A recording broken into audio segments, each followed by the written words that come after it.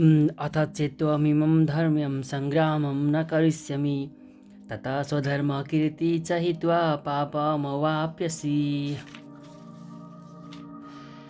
यदि केही गरेर तिमीले यो युद्धरूपी धार्मिक कर्तव्य पुरा नगरे तिमीलाई आफ्नो कर्तव्य पालन नगरेको पाप लाग्नेछ र तिमीले योद्धाका रूपमा पाएको यश पनि गुमाउनेछौ। अर्जुन एउटा प्रसिद्ध योद्धा थिए। उनले भगवान शिवसहित धेरै देवताहरूसँग लडेर ठुला नाम कमाएका थिए। सिकारीको भेषमा आउनुभएका शिवजीलाई युद्धमा पराजित गरेर अर्जुनले उहाँलाई खुसी पारे र उहाँबाट पुरस्कारका रूपमा पशुपतास्त्र प्राप्त गरे। अर्जुन महान लडाकु थिए भन्ने कुरा हरेकलाई थाहा थियो। द्रोणाचार्यले पनि उनलाई आशीर्वाद दिएका थिए र विशिष्ट प्रकारको हतियार दिएर पुरस्कृत गरेका थिए। त्यो हतियारले उनले आफ्नै गुरुलाई पनि मार्न सक्दथे। अर्जुनले आफ्नै धर्मपिता स्वर्गका राजा इन्द्र सहितका धेरै आधिकारिक व्यक्तित्वहरूबाट सैन्य प्रमाणपत्र तथा मान पदवी प्राप्त गरेका थिए। तर अहिले यदि अर्जुनले युद्ध नगर्ने भए उनलाई क्षत्रियका रूपमा आफ्नो विशिष्ट कर्तव्यको उपेक्षा गरेको दोष लाग्ने मात्र होइन, अझ उनको सम्पूर्ण इज्जत समेत जानेछ र उनी नर्क जाने राजमार्गको तयारी गरिरहेका हुनेछन्। अर्को शब्दमा उनी युद्ध गरेका कारणले होइन, युद्धबाट भागेका कारणले नर्क जाने हुनेछन्। अकृति चापि भूतानि कथयिष्यन्ति ते व्ययं सम्भावितस्य च कीर्ति मरणादति रिच्यते। मानिसहरूले सधैँ तिम्रो अपयसको वर्णन गर्नेछन्। एउटा सम्मानित व्यक्तिका लागि अपयस भन्ने कुरा मृत्युभन्दा पनि बढ्ता कष्टकर हुन्छ। अर्जुनका मित्र तथा दार्शनिक गुरु भगवान श्रीकृष्णले अर्जुनलाई युद्ध अस्वीकार नगर्ने सम्बन्धमा आफ्नो अन्तिम निर्णय दिनुभयो। भगवानले भन्नुभयो, अर्जुन, यदि तिमीले युद्ध सुरु हुनुभन्दा अगावै युद्ध भूमि त्यागेमा मानिसहरूले तिमीलाई कायर भन्नेछन्। मानिसहरूले गाली नै गरून्, तर युद्धभूमिबाट भागेर मैले ज्यान बचाउँछु भने तिमीले सोचेका भए त्यो पनि राम्रो होइन। योभन्दा तिमी बरु युद्धभूमिमै मर्नु बेस हुन्छ। मेरो यही सुझाव छ। तिमी जस्ता सम्मानित मानिसका लागि निन्दित हुने विषय मृत्युभन्दा पनि खराब हो। त्यसैले मरिन्छ कि भन्ने डरले तिमीले युद्ध मैदानबाट भाग्नु हुँदैन। योभन्दा युद्धमै मर्नु राम्रो हो। यसबाट तिमी मेरो मित्रताको दुरुपयोग गर्ने र समाजमा आफ्नो प्रतिष्ठा गुमाउने जस्ता अपजसबाट बच्नेछौ। यसरी युद्धबाट भाग्नुभन्दा युद्धमा मर्नु राम्रो हो भन्ने अन्तिम निर्णय भगवानले अर्जुनलाई दिनुभयो। भयाद्रडादुपरन्त मस्यन्ते त्वं महारथा येषां च त्वं बहुमतो भूत्वा यास्यसि लाघवम्। जुन महारथीहरूले तिम्रो नाम र प्रतिष्ठालाई अत्यन्त आदर गरेका छन् तिनैले तिमीलाई युद्धबाट डराएर भागेको ठानेर तिमीलाई तुच्छ मान्नेछन्। भगवान श्रीकृष्णले अर्जुनलाई आफ्नो निर्णय सुनाउँदै भन्नुहुन्छ, दुर्योधन, कर्ण तथा अन्य महारथीहरूले तिमीले आफ्ना भाइहरू र पितामहमाथि दया गरेर युद्ध छोडेका हौ भन्ने कुरा सोच्ने छैनन्। तिनीहरूले तिमीले आफ्नै प्राण जाने डरले युद्ध गर्दा युद्ध मैदान छोडेका हौ भन्ने मात्र सोच्नेछन्। यसले गर्दा उनीहरूले अत्यन्त आदर गरेको तिम्रो व्यक्तित्व नष्ट हुनेछ। अवाच्यवादांश्च बहुना वदिष्यन्ति तवाहिता निन्दन्तस्तव सामर्थ्य ततो दुःखतरं नु किम्। तिम्रा शत्रुहरूले तिम्रो पुरुषार्थको उपहास गर्दै अनेकौं दुर्वचनहरू भनेर तिम्रो निन्दा गर्नेछन्। त्योभन्दा कष्टदायी कुरा तिम्रो लागि अरू के होला। अर्जुनको नचाहिँदो करुणाभाव देखेर भगवान श्रीकृष्णलाई सुरुमै आश्चर्य लागेको थियो र उहाँले अर्जुनको त्यस्तो करुणाभाव आर्यहरूलाई नसुहाउने भनेर टिप्पणी गर्नुभएको थियो। अहिले अर्जुनको त्यही तथाकथित करुणाभावका विरोधमा भगवानले आफूले भनेका शब्दहरूलाई प्रमाणित गरिदिनुभयो। हतो वा प्राप्यसि स्वर्ग जित्वा वभोक्ष्ये महिम् तस्मादुत्तिष्ठ कौन्तेय युद्धाय कृतनिश्चय। हे कुन्ती पुत्र, यदि युद्धमा मारे तिमीले स्वर्गलोक पाउनेछौ र यदि युद्ध नै तिमीले जिते पृथ्वीको राज्य भोग्न पाउनेछौ। त्यसैले दृढ सङ्कल्पका साथ उठ र युद्ध गर। हुन त अर्जुनले नै युद्ध जित्छन् भन्ने कुराको कुनै निश्चिन्तता थिएन, तैपनि उनले युद्ध गर्नै पर्थ्यो, किनकि उनी युद्धमा मारिए उनी स्वर्ग जान पाउँथे। सुख दुःखे समय कृत्वा लाभालाभौ जया जयौ ततो युद्धाय युज्यस्य नैवं पापमवाप्स्यसि। सुख दुःख लाभ हानि विजय पराजय सम्बन्धी विचारै नगरे तिमी युद्धका लागि युद्ध गर। यसो गरेमा तिमीलाई कुनै पाप लाग्ने छैन। भगवान् श्रीकृष्ण अब सिधै भन्नुहुन्छ, अर्जुनले युद्धकै लागि युद्ध गर्नुपर्दछ, किनभने यो युद्ध भगवानको इच्छा हो। कृष्ण भावनामय क्रियाकलापमा सुख दुःख लाभ हानि जया पराजयको कुनै विचार गरिँदैन। हरेक काम भगवान् श्रीकृष्णका निमित्त भनेर गरिनु पर्दछ। यही हो दिव्य चेतना वा कृष्ण भावना। यसो गर्दा भौतिक क्रियाकलापको जस्तो प्रतिक्रिया हुँदैन। जसले आफ्ना इन्द्रियहरूको तृप्तिका लागि सत्वगुण वा रजोगुणमा रहेर काम गर्दछ त्यसले राम्रा वा नराम्रा प्रतिफल पाउँदछ। तर जसले आफूलाई कृष्ण भावनामय कार्यमा पूर्णतः समर्पित गर्दछ त्यसले सामान्य कर्म गर्ने जस्तै कसैप्रति कृतज्ञ र कसैप्रति ऋणी हुनु पर्दैन। भागवत 11:5-41 भनिएको छ, देवर्षि भूताप्त नृणा पितॄणान किङ्करो नायं ऋणी च राजन सर्वात्मनाय शरण्यगतो मुकुन्द परिहत्य कर्तम्। देवता, ऋषि, सामान्य मानिस, पारिवारिक जन, मानव जाति वा उसका पूर्वज ती जोसुकै हुन्, तर जसले आफ्ना सबै कर्तव्यहरूलाई छोडेर पूर्ण रूपले भगवान् श्रीकृष्ण वा मुकुन्दमा आफूलाई समर्पित गरेको छ त्यसले कसैप्रति कृतज्ञ हुनु पनि पर्दैन र कसैको ऋणी पनि हुनु पर्दैन। यो श्लोकमा भगवान् श्रीकृष्णले अर्जुनलाई अप्रत्यक्ष रूपमा यही कुराको सङ्केत गर्नुभएको छ। यस विषयको व्याख्या निम्नलिखित श्लोकमा अझ स्पष्ट रूपले गरिनेछ। एषा ते विहिता साङ्ख्ये बुद्धियोगे त्विवां शृणु बुद्ध्या युक्तो यया पार्थ कर्मबन्ध प्रहास्यसि। यसरी विश्लेषणात्मक अध्ययनद्वारा मैले तिमीलाई यो ज्ञानको वर्णन गरेँ। अब म निष्काम कर्मको व्याख्या गर्छु, सुन हे पार्थ। यदि तिमीले यही ज्ञानमा रहेर कर्म गरेमा तिमीले आफूलाई कर्मबन्धनबाट मुक्त गर्न सक्दछौ। निरुक्ति वा वैदिक शब्दकोश अनुसार विस्तारपूर्वक वस्तुहरूको वर्णन गर्ने विद्यालाई साङ्ख्य भनिन्छ।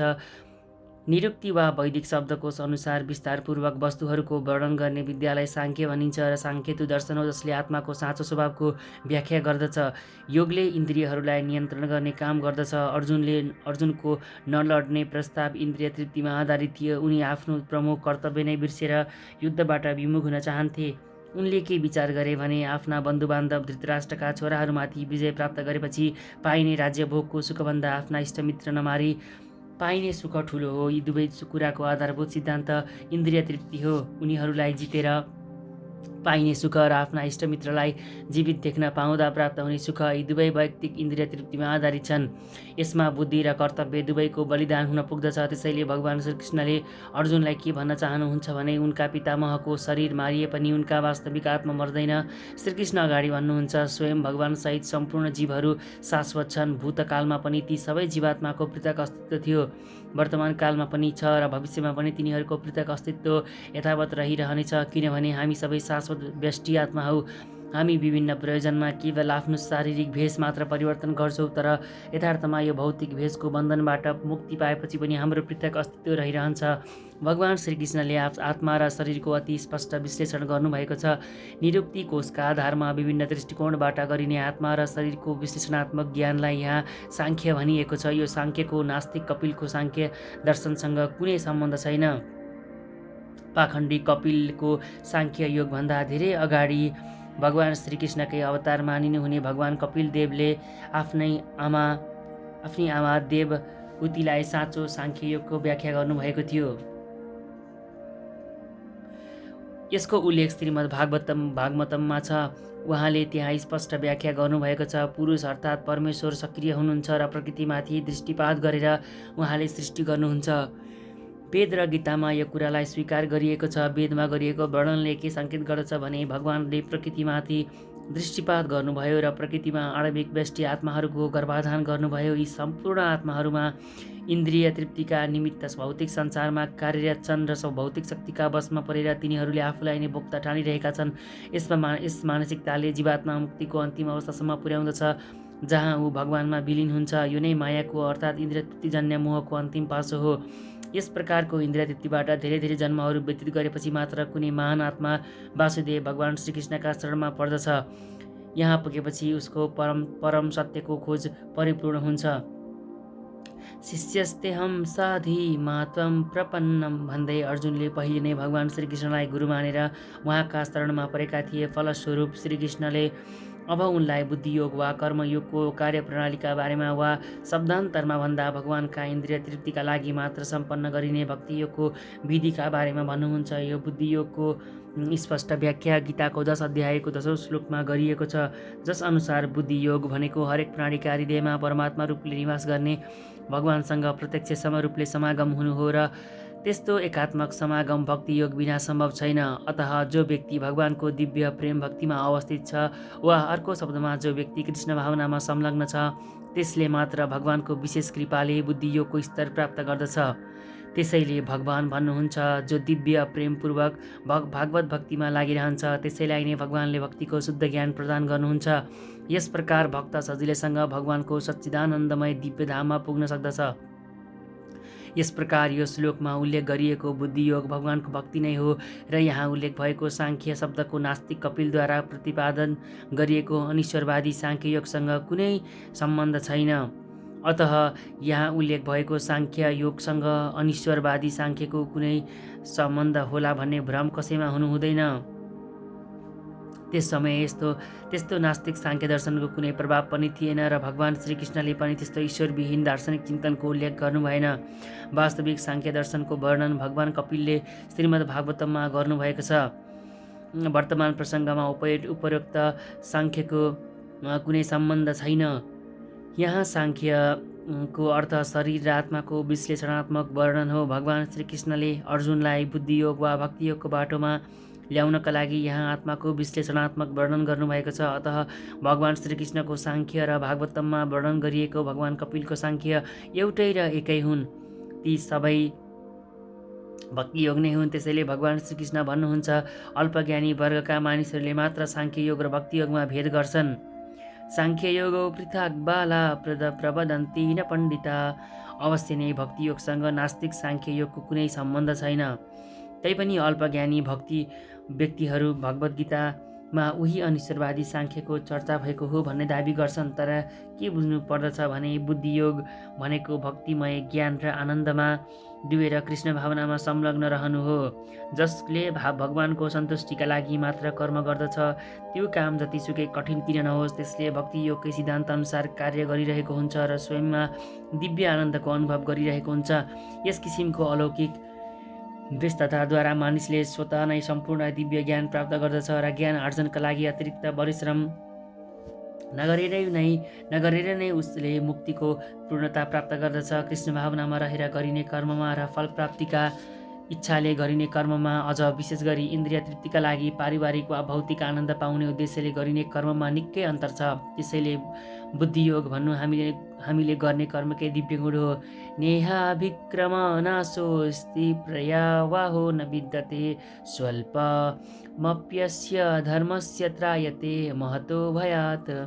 यस प्रयासमा न कुनै हानि छ न विघ्न नै।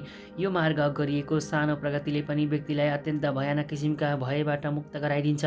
इन्द्रिय तृप्तिको अपेक्षा नगरी कृष्ण भावनामा रहेर भगवान श्रीकृष्णका लागि गरिने कार्य नै सबैभन्दा उच्च र दिव्य गुणयुक्त कार्य हुन्। यस्ता कार्यको आरम्भ सानै प्रकारका भए पनि त्यसमा कुनै विघ्न पर्दैन। यस्ता कार्यको सानो भाग पनि कहिले नाश हुँदैन। भौतिक योजना अनुसार सुरु भएका कुनै पनि कर्म पूर्ण गरिनु पर्दछ, अन्यथा सम्पूर्ण प्रयास विफल हुन्छन्। तर कृष्ण भावना अनुसार सुरु भएका कुनै पनि कार्यको उक्त कार्य पूर्ण नभएको भए पनि त्यसको स्थायी प्रभाव रहिरहन्छ। अतः यस प्रकार कृष्ण भावनामय कार्य गर्नेहरूलाई उक्त कार्य अधुरै रहे पनि कुनै किसिमको हानि हुँदैन। कृष्ण भावनामा रहेर गरिएको 1% कामको पनि स्थायी प्रतिफल हुन्छ र आगामी कार्य 2%बाट सुरु हुन्छ, जबकि भौतिक कार्यमा 100% सफलता नभएसम्म कुनै लाभ हुँदैन। अजामिलले कृष्ण भावनाको केही प्रतिशत कार्य मात्रै पूर्ण गरेका थिए, तर भगवानको कृपाले उनले त्यस कार्यको 100% प्रतिफल भोग्न पाए। यस सम्बन्धमा श्रीमद् भागवतममा एउटा सुन्दर श्लोक छ। त्यक्त्या स्वधर्मचरणम्बुजं हरे भर्जन्न पक्तोऽथ पतोत्ततो यदि यत्र को वा भद्रमबुदमुष्य किवो वार्त आप्तो भजतां स्वधर्मतः। यदि कसैले आफ्नो व्यवसाय कर्तव्य छाडेर कृष्ण भावनामा काम गर्न सुरु गर्दछ र काम पुरा गर्न नसकेर तल झरे पनि उसमा त्यसको हानि के नै हुन्छ र? त्यसैगरी यदि कसैले आफ्नो भौतिक कार्य पूर्ण गरे पनि त्यसबाट फाइदा उसलाई के? अथवा इसाईहरूले भने जस्तै यदि कसैले आफ्नो शाश्वत आत्मालाई गुमाएर सम्पूर्ण शरीर नै पाए पनि यसबाट उसलाई के फाइदा होला? भौतिक कर्म र तिनको प्रतिफल शरीरको समाप्तिसँगै समाप्त हुन्छ। तर कृष्ण भावनामा गरिएको कर्मले यो शरीरको विनाश भए पनि मानिसलाई कृष्ण भावनामृतसम्म पुर्याइ छोड्दछ। केही नभए पनि उसले आगामी जन्ममा या त सुसंस्कृत ब्राह्मण परिवारमा या धनाढ्य कुलमा सुन्दर मानव शरीरमा जब जन्म अवश्य पाउँछ। यसबाट उसलाई भविष्यमा माथि उठ्ने अवसर प्राप्त हुन सक्दछ। कृष्ण भावनामा रहेर गरिने कार्यका सम्पूर्ण अनुपम गुणहरू यस्तै हुन्छन्। व्यवसायात्मिका बुद्धि रेहेका गुरुनन्दन बहुशाखान्नताश्च बुद्धयोग्यवसायिनाम्। जो व्यक्ति यो मार्गमा लागेका छन्, जो आफ्नो लक्ष्यमा दृढ छन्, तिनको उद्देश्य एउटै हुन्छ, हे गुरुनन्दन। तर जो दृढ प्रतिज्ञ छैनन् तिनीहरूको बुद्धि विभिन्न शाखाहरूमा विभाजित हुन्छ। कृष्ण भावनाद्वारा नै मनुष्य जीवनको सर्वोच्च सिद्धि सम्भव छ भन्ने बलियो विश्वासलाई व्यवसायात्मिक बुद्धि भनिन्छ। चैतन्य चरितामृत मध्यलीला 62:62 भनिएको छ, श्रद्धा शब्द विश्वास कहे सुदृढ निश्चय, कृष्ण भक्ति कहिले सर्वकर्म कृत है। कुनै महान वस्तुमा अटोट विश्वास हुनुलाई नै श्रद्धा भनिन्छ। कृष्ण भावना रूपी कर्तव्यमा संलग्न भएको व्यक्तिलाई भौतिक संसारसँग सम्बन्धित रहेर पारिवारिक परम्परा, मानवता, राष्ट्रियता आदिका लागि काम गर्नु पर्ला भन्ने बाध्यता रहँदैन। पूर्व जन्ममा गरिएका राम्रा वा नराम्रा कर्मको प्रतिफलले नै मानिसलाई सकाम कर्ममा लगाउँदछ। तर कृष्ण भावनामा जागृत भइसकेको व्यक्तिलाई आफ्ना कर्मको शुभफलका लागि प्रयत्नशील हुनु आवश्यक छैन, किनभने कृष्ण भावनामा लागेका व्यक्तिका सबै कामहरू आध्यात्मिक स्तरमै हुन्छन्। उनीहरूमा राम्रो र नराम्रो द्वैतभाव नै रहँदैन। शारीरिक अवधारणाको बुद्धिको परित्याग नै कृष्ण भावनाको सर्वोच्च सिद्धि हो। कृष्ण भावनामा उन्नति गर्नाले यो स्तर स्वतः प्राप्त हुन्छ। कृष्ण भावनामा रहेको व्यक्तिको दृढ निश्चय ज्ञानमा आधारित हुन्छ।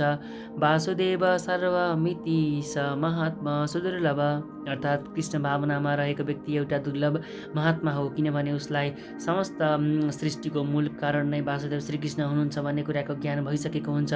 जसरी रुखको फेदमा पानी हाल्नाले त्यो पानी स्वतः त्यस रुखका हाँगा बिगारा पातहरूसम्म पुग्दछ, त्यसै गरी कृष्ण भावना भावित मनुष्य आफ्नो परिवार, समाज, मानवता अर्थात् प्रत्येक प्राणीको स्वतः हितकारी सेवक बन्न पुग्दछ।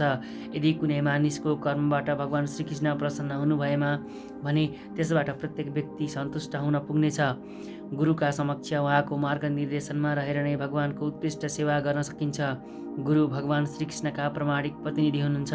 गुरुले आफ्ना शिष्यको स्वभावलाई बुझ्नुभएको हुन्छ र उसलाई कृष्ण भावनामय कार्यमा लगाउन सक्नुहुन्छ।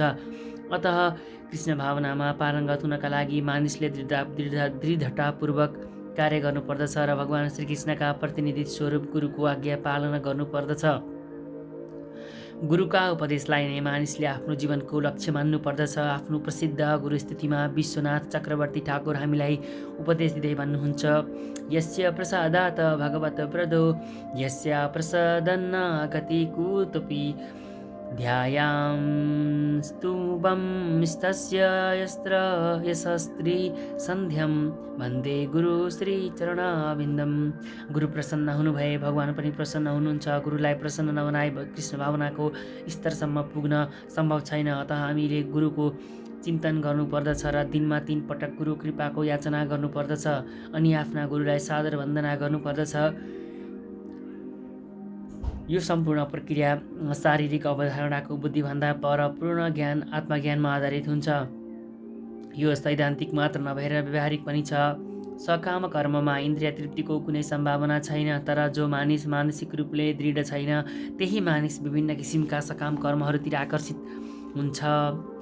यामिमां पुष्पितां वाचं प्रवदन्त्यपिपश्चित भेदवा दरता पार्थ नान्यदस्तीति वादिन कामात्मन स्वर्गपरा जन्म कर्म फलप्रदं क्रिया विशेष बहुलां भोगैश्वर्गतिं प्रति। अल्पज्ञानी व्यक्तिहरू वेदका आलङ्कारिक वचनहरूप्रति पनि आसक्त हुन्छन्। त्यहाँ स्वर्ग प्राप्ति गराउने र राम्रो जन्म शक्ति र यस्तै अन्य कुराहरू प्राप्त गराउने धेरै किसिमका सकाम कर्महरूको वर्णन छ। इन्द्रिय भोग र सम्पन्न जीवनको चाहना राख्ने व्यक्तिहरू योभन्दा ठुलो अरू केही छैन भन्ने गर्दछन्। सामान्यतया मानिसहरू बुद्धिमान हुँदैनन्। अज्ञानताका कारणले नै तिनीहरू वेदको कर्मकाण्ड विभागमा वर्णन गरिएका सकाम कर्महरूप्रति बढी आसक्त हुन्छन्। तिनीहरू स्वर्गमा आनन्द भोग गराउने इन्द्रिय तृप्तिका साधनहरूभन्दा बढी केही चाहँदैनन्। स्वर्गमा मदिरा र सुन्दरीको अभाव हुँदैन र त्यहाँ भौतिक सम्पन्नता भन्ने कुरा अति सामान्य हुन्छ। वेदमा स्वर्ग प्राप्तिका लागि धेरै धेरै यज्ञ अनुष्ठानहरूको व्यवस्था छ। त्यसमा पनि ज्योतिष्ठोम यज्ञ विशेष हो भनिएको छ। जसले स्वर्ग प्राप्तिको चाहना राख्छ उसले अवश्य नै यज्ञहरू सम्पन्न गर्नै पर्दछ। यसै कुरालाई लिएर अल्पज्ञानी मानिसहरू वैदिक ज्ञानको सम्पूर्ण अभिप्राय नै यही हो भने ठान्दछन्। यस्ता अनुभव शून्य व्यक्तिहरूका लागि कृष्ण भक्तिको कार्यमा दृढ रहने कुरा धेरै कठिन हुन्छ। मूर्खहरू विष वृक्षको फूलहरूप्रति आसक्त हुन्छन्। उनीहरू यसको परिणाम जान्दैनन्। यसै गरी अज्ञानी अभक्तहरू पनि यस किसिमका इन्द्रिय तृप्तिजन्य स्वर्गीय ऐश्वर्यप्रति आसक्त हुन्छन्। वेदको कर्मकाण्ड खण्डमा भनिएको छ, अपामसोमृता अभुम तथा अक्षयम हवै चातुर्मास्य याजिन सुकृतम भवति। अर्थात् जसले चातुर्मास्य तप गर्दछ त्यो व्यक्ति सधैँ अमर र प्रसन्न हुनका लागि सोमरस पिउन योग्य हुन्छ। यस पृथ्वीमा पनि मानिसहरू इन्द्रिय तृप्ति पाउन र शारीरिक शक्ति प्राप्त गर्न अत्यन्त उत्सुक हुन्छन्। सांसारिक बन्धनबाट मुक्ति पाउने विषयमा विश्वास नभएका यस्ता व्यक्तिहरू वैदिक यज्ञहरूको चकाचौँधतिर आकर्षित हुन्छन्। यस्ता व्यक्तिहरू सामान्यतया विषयी हुन्छन् र जीवनको स्वर्गीय सुखभन्दा बढ्ता अरू कुनै कुराको चाहना गर्दैनन्। भनिन्छ स्वर्गमा नन्दनकानन नामको बगैँचा छ। त्यहाँ स्वर्गीय सुन्दरी तरुणीहरू र सोमरसको पर्याप्त उपभोग गर्न पाइन्छ। यस्ता शारीरिक सुखहरू निश्चय नै ऐन्द्रिक हुन्छन् र यस किसिमको शारीरिक सुख चाहने व्यक्तिहरू सांसारिक अस्थायी सुखहरूप्रति आसक्त बनेर भौतिक जगतका स्वामी बन्न चाहन्छन्। भोगैश्वर्य प्रसक्तानां तयापहत चेतसां व्यवसायात्मिका बुद्धि समाधौ न विधीयते। जसको मन इन्द्रिय भोग र सांसारिक वैभवप्रति अत्याधिक आसक्त छ र जसलाई यस्ता वस्तुहरूले मोहित गर्दछ त्यस्ता व्यक्तिहरू भगवानको अटल भक्तिमा दृढ हुन सक्दैनन्। समाधिको अर्थ स्थिर चित्त हो। वैदिक शब्दकोश निरुक्ति भन्दछ, सम्यक आधीयते स्मिनान्तम तम तत्त्व याथात्ययम। अर्थात् जब मन आत्मालाई बुझ्नको लागि स्थिर हुन्छ त्यही अवस्थालाई समाधि भनिन्छ। समाधि नै भौतिक इन्द्रिय भोगमा रुचि राख्नेहरूका लागि सम्भव छ, न यस्ता अस्थायी वस्तुहरूबाट मोहित हुनेहरूका लागि सम्भव छ। तिनीहरू अलिकति भौतिक शक्तिका प्रभावले दूषित भएकै हुन्छन्। त्रैगुण्य विषया वेदा निस्त्रैगुण्यो भव अर्जुन निर्द्वन्द्वो नित्यसत्त्वस्थो निर्गो गच्छेम आत्मवान्। वेदमा मुख्य गरी प्रकृतिका 3 गुणहरूका सम्बन्धमा उल्लेख छ। त्यसैले हे अर्जुन तिमी यी 3 गुणभन्दा पर जाऊ, सम्पूर्ण द्वैतभावबाट मुक्त हौ, समस्त लाभ र सुरक्षाका चिन्ताबाट पनि मुक्त हौ र आत्मामा स्थित हौ। सम्पूर्ण भौतिक कार्यहरू प्रकृतिका 3 गुणहरूका क्रिया प्रतिक्रियामा समाहित छन्। तिनीहरूको उद्देश्य सकाम कर्म हो र त्यही सकाम कर्म नै भौतिक जगतमा बन्धनको कारण हुन्छ। सकाम कर्महरूका माध्यमबाट वेदले बिस्तारै साधारण मानिसहरूलाई इन्द्रिय तृप्तिका स्तरबाट उठाएर आध्यात्मिक स्तरसम्म पुर्याइदिन्छ। भगवान श्रीकृष्ण आफ्ना शिष्य तथा मित्र अर्जुनलाई ब्रह्म जिज्ञासामा वा परम आध्यात्मिक तत्त्वको प्रश्नबाट सुरु हुने वेदान्त दर्शनको दिव्यैसीसम्म उठ्ने सल्लाह दिनुहुन्छ। यस संसारका सम्पूर्ण प्राणीहरू आफ्ना अस्तित्वको लागि अति कठिन सङ्घर्ष गरिरहेका छन्। भगवानले यो भौतिक जगतको सृष्टि गरिसकेपछि तिनीहरूका लागि वैदिक ज्ञान प्रदान गर्नुभयो। यो वैदिक ज्ञानले मानिसलाई जीवनयापन गर्ने कला र भवबन्धनबाट छुट्ने विधि समेत बोध गराउँदछ। जब इन्द्रिय तृप्तिका कार्यहरू वा कर्मकाण्डहरू समाप्त हुन्छन् उपनिषदका रूपमा आध्यात्मिक अनुभूतिको अवसर प्रदान गरिन्छ। उपनिषदहरू विभिन्न वेदहरूकै अङ्ग हुन्। भागवत गीता पनि महाभारत नामको 5औं वेदको अङ्ग हो। उपनिषद आध्यात्मिक जीवन प्रारम्भ भएको सङ्केत हो। जहिलेसम्म यो भौतिक शरीर रहन्छ तबसम्म भौतिक गुणहरूको क्रिया प्रतिक्रिया भइरहन्छ। मानिसले सुख र दुःख, जाडो र गर्मी जस्ता द्वन्द्व वा द्वैतलाई सहन गर्न सिक्नु पर्दछ। यस्ता द्वैतहरूलाई सहेर नै ऊ लाभ र हानिबाट सम्बन्धित दुःखबाट मुक्त हुन सक्दछ। जब मानिस पूर्ण भगवान श्रीकृष्णको इच्छामा निर्भर हुन थाल्दछ अनि मात्र उसले कृष्ण भावनाले परिपूर्ण भएको दिव्य अवस्थालाई प्राप्त गर्न सक्दछ। यावार्नत उदपाने सर्वतः संलुप्तोदके तावान सर्वेषु वेदेषु ब्राह्मणस्य विजानत। जसरी एउटा सानो कुवाको काम विशाल जलाशयबाट तुरुन्त पुरा हुन्छ, त्यसै गरी वेदका पछाडि रहेको प्रयोजन परम ब्रह्मलाई जानेपछि स्वतः पूर्ण हुन्छ। वैदिक साहित्यको कर्मकाण्ड खण्डमा उल्लेख गरिएको यज्ञ अनुष्ठानहरूको उद्देश्य त व्यक्तिमा विस्तारै आत्मा साक्षात्कारको विकासलाई उत्साहित गर्नु हो। भागवत गीता 15:15 मा आत्म साक्षात्कारको उद्देश्यको स्पष्ट वर्णन छ। वेदाध्ययनको उद्देश्य नै भगवान श्रीकृष्णलाई जान्नु हो। भगवान श्रीकृष्ण प्रत्येक वस्तुका आदि कारण हुनुहुन्छ। अतः आत्म साक्षात्कारको तात्पर्य श्रीकृष्णलाई जान्नु र श्रीकृष्णसँग रहेको आफ्नो आन्तरिक सम्बन्धलाई बुझ्नु हो। जीवात्मासँग भगवान श्रीकृष्णको के सम्बन्ध छ भन्ने कुराको उल्लेख श्रीमद् भागवत गीता 15:7 मा गरिएको छ। जीवात्माहरू भगवान श्रीकृष्णका अंश हुन्। त्यसैले प्रत्येक व्यष्टि जीवले आफूमा कृष्ण भावनालाई जागृत गराउनु नै वैदिक ज्ञानको परिपूर्ण अवस्था हो। श्रीमद् भागवतम 3:33-7 मा यही कुराको पुष्टि गर्दै भनिएको छ। अहो बत स्वपचोतो गरियाना यज्जी अवाग्रवे जिभाग्रे वर्तते नामनुभ्यम ते पुस्तपस्तो जुहुव सस्नुरायार ब्रह्मा नुचूर्णमा गृह्णन्ति यत। हे प्रभु, जसले हजुरका पवित्र नामहरूको कीर्तन गर्दछ त्यो व्यक्ति सबैभन्दा नीच चण्डाल कुकुर भक्षी कुलमा जन्मिएको भए पनि आत्मा साक्षात्कारको सर्वोच्च स्थितिमा रहेको मानिन्छ।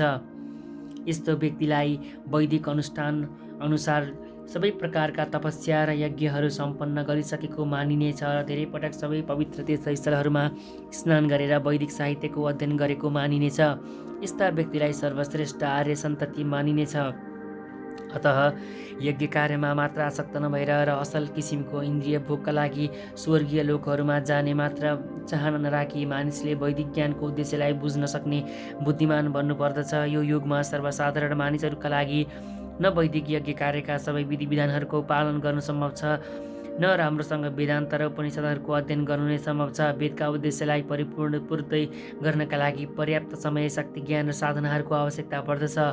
यी कर्महरू यो युगमा अत्यन्त कष्टपूर्ण छन्, तर वैदिक संस्कृतिको सर्वोच्च लक्ष्य भगवान नामको कीर्तनद्वारा पूर्ण गर्न सकिन्छ। यो कुराको समर्थन पतित आत्माका परम उद्धारक भगवान चैतन्य महाप्रभुले गर्नुभएको छ।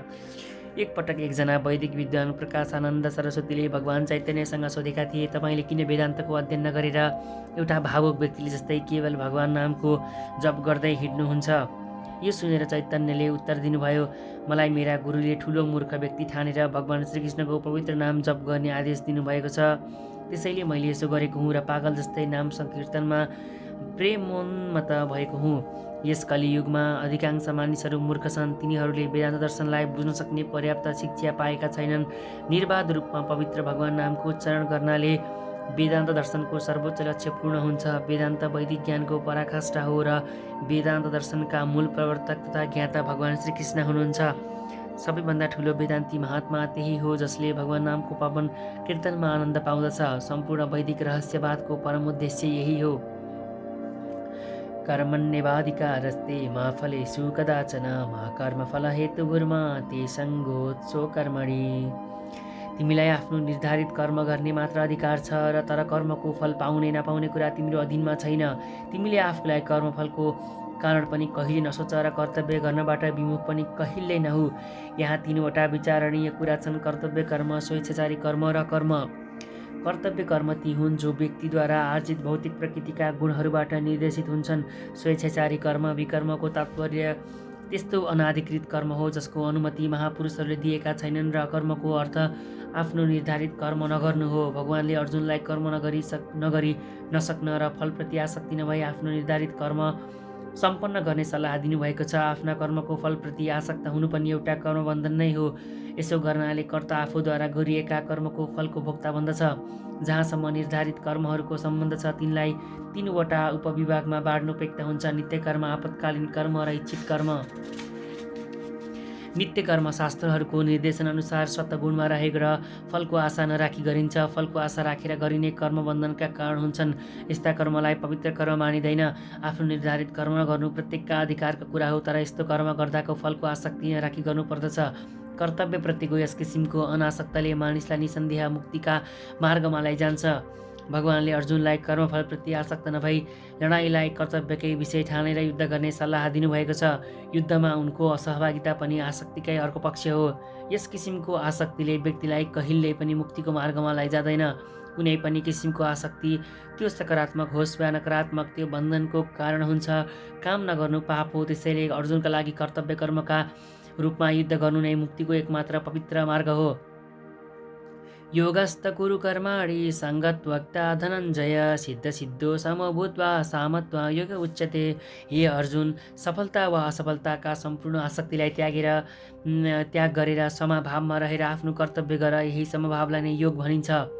भगवान श्रीकृष्ण अर्जुनलाई योगमा रहेर कर्म गर्ने सल्लाह दिनुहुन्छ। त्यसो भए योग भनेको के हो? योगको अर्थ सदा चञ्चल रहने इन्द्रियहरूलाई नियन्त्रणमा राखेर मनलाई परमात्मामा केन्द्रित गर्नु हो। परमात्मा भनेको को हुनुहुन्छ? परमात्मा भगवान हुनुहुन्छ। स्वयं भगवानले नै अर्जुनलाई युद्ध गर भनिराख्नु भएकोले युद्धको परिणाममा अर्जुनको कुनै सरोकार छैन। जय र पराजयको कुरा भगवान श्रीकृष्णसँग सम्बन्धित छ। अर्जुनले केवल श्रीकृष्णको निर्देशन अनुसार लडाइँ मात्र गर्नु छ। भगवान श्रीकृष्णका निर्देशनको पालन गर्नु नै वास्तविक योग हो। कृष्ण भावनामृत नामका पद्धतिमा यसको अभ्यास गराइन्छ। कृष्ण भावनाका माध्यमबाट मात्रै व्यक्तिमा हुने स्वामित्व भावको परित्याग गर्न सकिन्छ। यसका लागि व्यक्ति भगवान श्रीकृष्णको दास बन्नुपर्दछ वा श्रीकृष्णका दास बन्नुपर्दछ। कृष्ण भावनामा रहेर कर्म गर्ने एकमात्र विधि यही हो। यसै विधिद्वारा योगमा स्थित रहेर कर्म गर्न सकिन्छ। अर्जुन क्षत्रिय हुन्, त्यसैले उनी वर्णाश्रम धर्मका अनुयायी पनि हुन्। विष्णु पुराणमा भनिएको छ, भगवान विष्णुलाई प्रसन्न बनाउनु नै वर्णाश्रम धर्मको एकमात्र उद्देश्य हो। सबैभन्दा पहिला आफूलाई सन्तुष्ट पार्न खोज्नु सांसारिक नियम हो, तर यहाँ पहिले आफूलाई होइन, भगवान श्रीकृष्णलाई सन्तुष्ट पार्न खोजिन्छ। भगवान श्रीकृष्णलाई सन्तुष्ट नबनाइकन कसैले पनि वर्णाश्रम धर्मको पालन गर्न सक्दैन। यहाँ अप्रत्यक्ष रूपले भगवान कृष्णले भनेअनुसार कर्म गर्ने सल्लाह अर्जुनलाई दिइएको छ।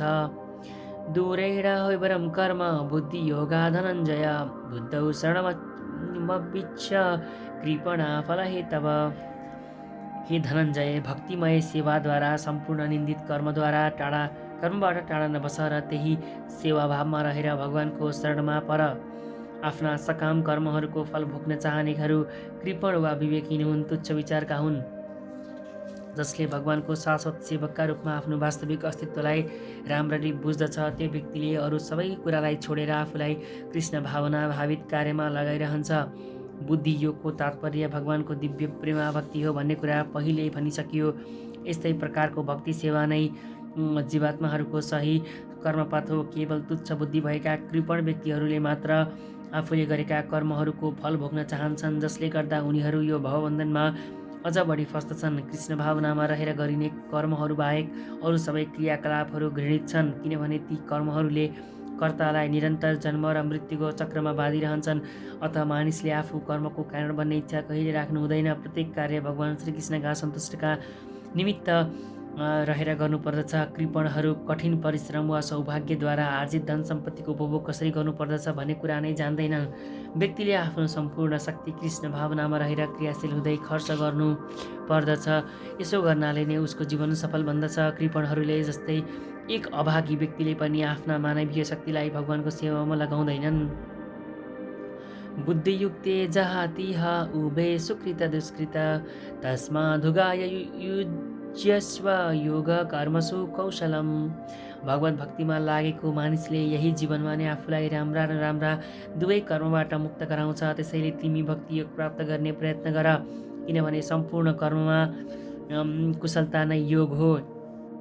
अनादिकालदेखि जीवात्माले आफ्ना राम्रा र नराम्रा कर्मका विभिन्न प्रतिफलहरूप्रति सञ्चित गर्दै आएको छ, जसले गर्दा ऊ निरन्तर आफ्नो स्वरूपबाट अनभिज्ञ छ। भागवत गीताको उपदेश्य ज्ञानलाई हटाउन सकिन्छ। गीताले हामीलाई सबैतिरबाट भगवान् श्रीकृष्णका शरणमा जान सिकाउँदछ र जन्म जन्मान्तरसम्म रहने कर्मफलको बन्धनबाट मुक्त हुने उपाय बताउँदछ। त्यसैले यहाँ अर्जुनलाई कृष्ण भावनामा रहेर कर्म गर्ने सल्लाह दिएको छ। यही नै कर्मफलको प्रक्रियाबाट पवित्र हुने उपाय हो। कर्मजं बुद्धियुक्ता हि फलं त्यक्ता मनीषिणा जन्मबन्ध विनिर्मुक्ता पदं गच्छत्यनामयम्। यसरी भगवानको भक्तिमा तल्लीन रहेर महर्षिहरू वा भक्तहरूले आफूलाई सांसारिक कर्मका प्रतिफलबाट मुक्त गर्दछन् र यसरी नै जन्म मृत्युका चक्रबाट मुक्त भएर तिनीहरूले सम्पूर्ण दुःखभन्दा परको अवस्था भगवत धाम प्राप्त गर्दछन्। मुक्त भएका जीवात्माहरू त्यस ठाउँमा पुग्दछन् जहाँ कुनै किसिमको भौतिक कष्ट हुँदैन। श्रीमद् भागवतम 10:14-58 भनिएको छ, समाश्रिता ये पद वल्लभम महत्पदम पुण्ययशो मुरारे भवाम्भु धीर्वत्सपदम परम पदम पदम पदम यद्विपदम न ते सम। जसले चराचर जगतका एकमात्र आश्रय हुनुभएका मुकुन्द नामले विख्यात सबैका मुक्तिदाता श्री भगवानका चरण कमल रूपी ढुङ्गालाई समातेको छ, उसका लागि यो भौतिक संसार रूपी समुद्र गाईका बादशाहका खुरले बनाएको खाल्डोमा जम्मा भएको पानीको कुण्ड जस्तै सामान्य हुन्छ, जसको लक्ष्य हुन्छ परम पद अथवा वैकुण्ठ, जहाँ भौतिक कष्टहरू छैनन्। त्यस ठाउँमा यहाँ जस्तै पाइला पाइलामा कष्ट हुँदैन। अज्ञानका कारणले गर्दा मानिसले यो भौतिक जगत दुःखमय छ र यहाँ प्रत्येक पाइलामा खतरा छ भन्ने कुरा बुझ्दैन। अज्ञानकै कारणले अल्पबुद्धि मनुष्यहरू सकाम कर्मद्वारा नै सुख पाइन्छ भने ठानेर त्यस्तै कर्म गर्दै परिस्थितिहरूसँग सामञ्जस्य गर्ने प्रयत्न गर्दछन्। तिनीहरू यो संसारमा कहीँ पनि दुःख रहित जीवन दिन सक्ने कुनै भौतिक शरीर छैन भन्ने कुरा बुझ्दैनन्। जन्म मृत्यु बुढौली र रोग जस्ता जीवनका कष्टहरू यो संसारमा जहीँ तहीँ विद्यमान छन्, तर जसले भगवानको नित्य सेवकका रूपमा आफ्नो वास्तविक अस्तित्वलाई बुझेको छ र यसै गरी जसले भगवानको स्वरूपलाई पनि बुझेको छ, त्यही व्यक्तिले आफूलाई भगवानको प्रेम भक्तिमा संलग्न गराउन सक्दछ। अनि मात्र त्यो व्यक्ति वैकुण्ठ लोकमा जान योग्य हुन्छ। वैकुण्ठ लोकमा भौतिक जगतमा जस्तो कष्टमय जीवन छैन र त्यहाँ समय र मृत्युको प्रभाव पनि हुँदैन। आफ्नो वास्तविक स्वरूपको जानकारी पाउनुको अर्थ भगवानको अलौकिक स्वरूपको पनि जानकारी पाउनु हो। जसले भ्रमवश जीवात्माको अवस्थालाई र परमात्माको अवस्थालाई एउटै स्तरको भन्ने बुझेको छ, त्यो व्यक्ति अन्धकारमा छ भन्ने बुझ्नु पर्दछ र ऊ आफूलाई भगवानको भक्तिमा लगाउन पनि असमर्थ हुन्छ। जसले आफूलाई भगवान ठान्दछ, त्यसले बारम्बार दोहोरिने जन्म र मृत्युको बाटोलाई अझ पछ्याउँदैछ भन्ने बुझ्नु पर्दछ। तर जसले आफूलाई भगवानको सेवक ठानेर सेवामा लगाउँछ, त्यो व्यक्ति तुरुन्त वैकुण्ठ लोकमा जान योग्य हुन्छ। भगवानको सेवालाई नै कर्मयोग वा बुद्धियोग भनिन्छ। अझ स्पष्ट शब्दमा त्यसलाई भक्ति सेवा भन्न सकिन्छ।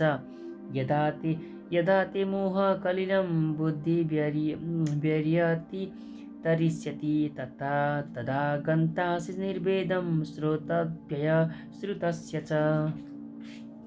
तिम्रो बुद्धिले मोहरूपी घना जङ्गललाई पार गर्नेछ। त्यस समय तिमी पहिले सुनिसकिएका र सुन्नुपर्ने सबै कुराप्रति विरक्त हुनेछौ। भगवानको भक्तिले गर्दा वैदिक कर्मकाण्डहरूप्रति विरक्त भएका धेरै उदाहरणहरू भगवानका महान भक्तहरूका जीवनमा देख्न पाइन्छ।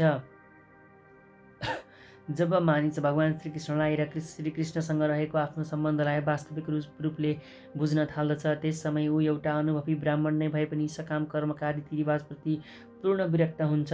यस भक्ति मार्गका महान भक्त तथा आचार्य श्री माधवेन्द्र पुरी भन्नुहुन्छ, सन्ध्यावन्दन भद्रमस्तु भवताम्भो स्नान तुभ्यं नमो भो देवा पितरस्व तर्पणा विधौ नाहं क्षम्यतां यत्र क्वापि निषद यादव कुलोत्तमस्य कसन्दिश स्मारमघं हरामि तदलं मन्ये किमन्येन मे। हे मेरा त्रिकाल सन्ध्यावन्दनहरू तिम्रो जय होस्। हे स्नान, तिमीलाई पनि म प्रणाम गर्दछु। हे देवताहरू पितृहरू, तपाईँहरूप्रति सम्मान अर्पण गर्न नसकेकोमा मलाई क्षमा गर्नुहोस्। अहिले म जहाँ बस्दछु त्यही यदुकुलका महान सन्तति तथा कंसका शत्रु भगवान श्रीकृष्णको मात्र सम्झना आइरहन्छ। मलाई लाग्दछ यसैबाट म आफूलाई सम्पूर्ण पापमय बन्धनहरूबाट मुक्त पार्न सक्दछु। मेरो विचारमा मलाई यही नै पर्याप्त छ। वैदिक विधि विधान अन्तर्गत पर्ने सबै किसिमका त्रिकाल सन्ध्याहरू, प्रातकालीन स्नान, पितृतर्पण इत्यादि कुराहरू नवदीक्षितहरूका लागि मात्र अनिवार्य हुन्छन्।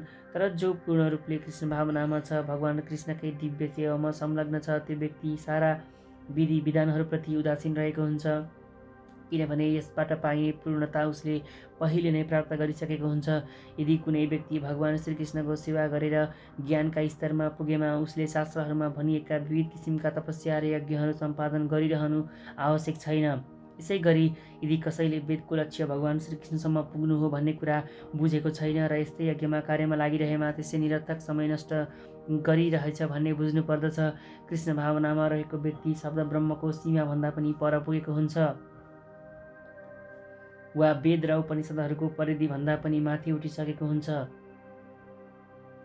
श्रुति विप्रपेतिपन्ना ते यदा स्थास्यति निश्चला समाधा वचला बुद्धिस्तदा योगमवाप्स्यसि। कुनै व्यक्ति समाधिमा छ भन्नुको अर्थ पूर्णतया कृष्ण भावनामा भावित भएको छ भन्ने हुन्छ। अर्थात् पूर्ण समाधिमा रहँदा उसले ब्रह्म वा परमात्मा वा भगवानको अनुभूति गरिरहेको हुन्छ। व्यक्तिले आफूलाई भगवान श्रीकृष्णको शाश्वत सेवक सम्झनु नै आत्मसाक्षात्कारको सर्वोच्च पूर्णता हो र कृष्ण भावनामा रहेर कर्म गर्नु नै उसको एकमात्र कर्तव्य हो। कृष्ण भावना भावित वा भगवानको एकनिष्ठ भक्त वेदहरूका आलङ्कारिक भाषाबाट विचलित हुनु हुँदैन र स्वर्गीय लोकहरू प्राप्त गर्ने अभिप्रायले सकाम कर्ममा लाग्नु पनि हुँदैन। कृष्ण भावनामा मानिस प्रत्यक्ष रूपले भगवान श्रीकृष्णका सम्पर्कमा आउँदछ र यही दिव्य स्थितिमा रहेर नै उसले कृष्णका सारा उपदेशहरूलाई बुझ्न सक्दछ। यस किसिमको क्रियाकलापबाट ऊ निश्चय नै निर्णायक ज्ञान प्राप्त गर्न सक्ने हुन्छ। यसका लागि उसले भगवान श्रीकृष्णको वा श्रीकृष्णका प्रतिनिधि स्वरूप गुरुको आज्ञा पालन गरे मात्रै हुन्छ। अर्जुन उवाच स्थितप्रज्ञस्य का भाषा समाधिस्थस्य केशव स्थितदेखि प्रभासेत किमासित व्रजेत किम्। अर्जुनले सोधे, हे कृष्ण, अध्यात्ममा लीन भएका व्यक्तिको पहिचान के हो? ती कसरी बोल्दछन्? तिनको भाषा कस्तो हुन्छ? ती कसरी बस्दछन् अनि कसरी हिँड्दछन्? जसरी प्रत्येक व्यक्तिको उसको व्यक्तिगत स्थिति अनुरूपको एउटा विशेष लक्षण वा पहिचान हुन्छ, त्यसै गरी कृष्ण भावना भावित व्यक्तिको पनि बोलाइ, हिँडाइ, सोचाइ र अनुभव गराइमा आफ्नै किसिमको विशिष्ट स्वभाव हुन्छ। जसरी एउटा धनी मानिसका केही विशेष लक्षण हुन्छन् जसका आधारमा त्यो धनी मानी हो भन्ने बुझिन्छ, जसरी एउटा रोगीका केही विशेष लक्षणहरू हुन्छन् जसद्वारा ऊ रोगी छ भन्ने बुझिन्छ, जसरी एउटा विद्वानका आफ्नो लक्षण वा पहिचान हुन्छन्, त्यस्तै गरी दिव्य कृष्ण भावनामा लागेका व्यक्तिका कतिपय व्यवहारमा पनि त्यस किसिमका विशिष्ट लक्षण देख्न सकिन्छ। भगवद्गीताको अध्ययनबाट उसका यी विशिष्ट लक्षणहरू जान्न सकिन्छ। सबभन्दा महत्त्वपूर्ण कुरा भनेको कृष्ण भावनामा लागेको व्यक्ति कसरी बोल्दछ, किनभने बोली नै कुनै पनि मानिसको सबभन्दा महत्त्वपूर्ण गुण हो। भनिन्छ, बोलीबाट मूर्खको पहिचान हुन्छ। साँच्चै नै राम्रो पोसाक लगाएको एउटा मूर्खलाई तबसम्म चिन्न सकिँदैन जबसम्म ऊ बोल्न सक्दैन, तर जब ऊ बोल्दछ तुरुन्त उसको वास्तविक रूप प्रकट हुन्छ।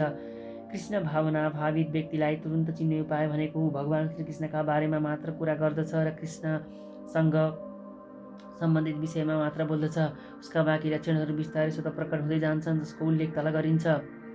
श्री भगवानुवाच प्रजहाति यदा कामान् सर्वान् पार्थ मनोगतान् आत्मन्नेवात्मन् तुष्ट स्थितप्रज्ञस्तदुच्यते। भगवानले भन्नुभयो, हे पार्थ, जब मानिसले मानसिक चिन्ताबाट इन्द्रिय तृप्तिको लागि उठ्ने सबै किसिमका इच्छाहरूलाई त्यागिदिन्छ र त्यसबाट पवित्र भएको उसको मनले आफ्नै आत्मामा परम सन्तुष्टि प्राप्त गर्न थाल्दछ, अनि मात्र त्यस्तो व्यक्तिलाई पावन तथा दिव्य चेतनामा अवस्थित स्थित प्रज्ञ मानिन्छ। श्रीमद् भागवतममा भनिएको छ, पूर्ण रूपले कृष्ण भावनामा वा भागवत भक्तिमा रहेको व्यक्तिमा महान ऋषिमा हुने सबै असल गुणहरू विद्यमान हुन्छन्। तर जो व्यक्ति कृष्ण भावनामा अवस्थित छैन त्योसँग राम्रो योग्यता हुन सक्दैन, किनभने ऊ आफ्नै मानसिक चिन्तनको आश्रयमा रहेको हुन्छ। त्यसैले त्यहाँ ठिक भनिएको छ, मानिसले मानसिक चिन्तनद्वारा उत्पन्न भएका सम्पूर्ण विषय वासनाहरूलाई त्याग्नु पर्दछ। कृत्रिम साधनाले यिनलाई रोक्नु सम्भव छैन। यदि कोही कृष्ण भावनामा संलग्न रहेको व्यक्ति भएमा अतिरिक्त परिश्रम बिना नै उसका इन्द्रियजन्य चाहनाहरू स्वतः साम्य हुन्छन्। त्यसैले मानिसले नहिचकिचाइकन कृष्ण भावनामा लाग्नु पर्दछ, किनभने यस किसिमको भक्तिले उसलाई दिव्य चेतना प्राप्त गराउन सहयोग गर्दछ। अत्यन्त उन्नत अवस्थामा पुगेका महात्माहरू आफूलाई परमेश्वरका शाश्वत सेवकका रूपमा अनुभव गरेर आत्मसन्तुष्ट हुन्छन्। यस्ता दिव्य स्वरूप अवस्थित व्यक्तिमा भौतिकताबाट उत्पन्न भएका विषय वासनाहरू रहँदैनन्, बरु उनीहरू आफूलाई भगवानका नित्य सेवक मानेर सहज रूपमा सधैँ प्रसन्न रहन्छन्। दुःखेष्वनुदिग्नमान सुखेषु विगतस्पृह वीतराग भय क्रोध स्थितधिर्मुनिरुच्यते। तीन तापहरूका बीचमा रहँदा पनि उसको मन विचलित हुँदैन वा सुखमा हुँदा उसको मन प्रफुल्लित हुँदैन र जो डर, क्रोध र आसक्तिबाट मुक्त छ त्यसलाई स्थित प्रज्ञ सन्त भनिन्छ। वास्तविक निष्कर्षमा नपुगी मानसिक तर्क वितर्कद्वारा विभिन्न किसिमले मनलाई उत्तेजित पार्नु नै मुनिको शब्द अर्थ हो भनिन्छ। प्रत्येक मुनिको दृष्टिकोण भिन्दा भिन्दै हुन्छ। जबसम्म एउटा मुनि अन्य मुनिहरूभन्दा भिन्न देखिँदैन तबसम्म त्यसलाई सही अर्थमा मुनि नै मान्न सकिँदैन। न चासा वृषियर्ष्य मतं न भिन्नम। महाभारत वन पर्व 313-117 तर भगवानद्वारा यहाँ उल्लेख गरिएको स्थितादि मुनि सामान्य मुनिभन्दा भिन्न हो। स्थितादि मुनि सधैँ कृष्ण भावनामा रहन्छ र ऊ आफ्ना सम्पूर्ण सृजनात्मक तर्क वितर्कभन्दा माथि उठिसकेको हुन्छ। उसलाई प्रशान्त निशेष मनोरथान्तर स्तोत्र रत्न 43 पनि भनिएको छ। अथवा त्यस्तो व्यक्तिले मानसिक चिन्तनको स्तरलाई पार गरिसकेको हुन्छ र वासुदेव कृष्ण नै सबै हुनुहुन्छ भन्ने निष्कर्षमा पुगिसकेको हुन्छ। वासुदेव सर्वमिति स महात्मा सुदुर्लभ, त्यस्तालाई स्थित प्रज्ञ मुनि भनिन्छ। यस प्रकारको पूर्ण कृष्ण भावना भावित व्यक्ति तीन किसिमका तापका आघातबाट कहिल्यै विचलित हुँदैन। उसले सम्पूर्ण कष्टलाई भागवत कृपाको रूपमा स्वीकार गर्दछ र आफूलाई पूर्वजन्मका नराम्रा कर्मको कारणले अझ बढी कष्ट भोग्न योग्य भएको ठान्दछ अनि आफूले पाएको कष्टलाई भगवानको कृपा गरेर थोरै बनाइदिनु भएको हो भने सम्झन्छ। त्यसै गरी जब उसले सुख पाउँदछ त्यस समय पनि उसले उक्त सुखको श्रेय भगवानलाई नै दिन्छ र आफूलाई सुख पाउन अयोग्य ठान्दछ।